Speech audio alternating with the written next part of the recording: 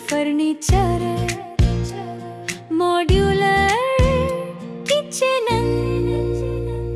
आणि वॉर्डरोब दर्जेदार फर्निचर किंमत सुधारी जनेबल नारके साईसन फर्निचर घराची नवी शान आमच्या फर्निचरने वाढवा घराचे मान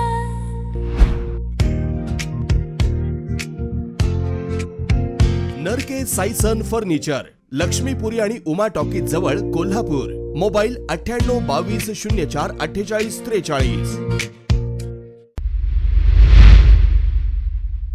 इचलकरंजी नजीकच्या कबनूरमधील शिवाजी चौक फॅक्टरी रोड परिसरात माजी सैनिक बाळू बामणे हे कुटुंबियांसह राहत होते. बामणे हे सैन्य दलातून सेवानिवृत्त झाले होते. ते गेल्या अनेक वर्षांपासून व्यसनाच्या आहारी गेले होते. रोज मद्यप्राशन करून ते पत्नी तसंच यश आणि ओम या 2 मुलांना मारहाण करायचे. 7 मे रोजी रात्रीच्या सुमारास बामणे यांनी दारूच्या नशेत घरी येऊन पत्नीशी वाद घातला. वादानंतर बामणे यांनी पत्नीला मारहाण केली. यावेळी आईला होत असलेली मारहाण पाहून संतप्त झालेल्या मुलांनी वडिलांना विरोध केला. यावेळी घरात मोठा वाद निर्माण झाला. रागाच्या भरात पत्नी आणि 2 मुलांनी मिळून त्यांच्यावर हल्ला केला. त्यांच्या पाठीवर धारधार चाकूनं वार केल्यानं ते गंभीर जखमी झाले.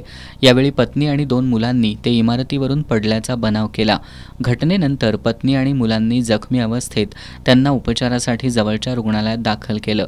मात्र बामणे यांची प्रकृती गंभीर असल्यानं त्यांना अधिकच्या उपचारासाठी इंदिरा गांधी रुग्णालयात दाखल करण्यात आले.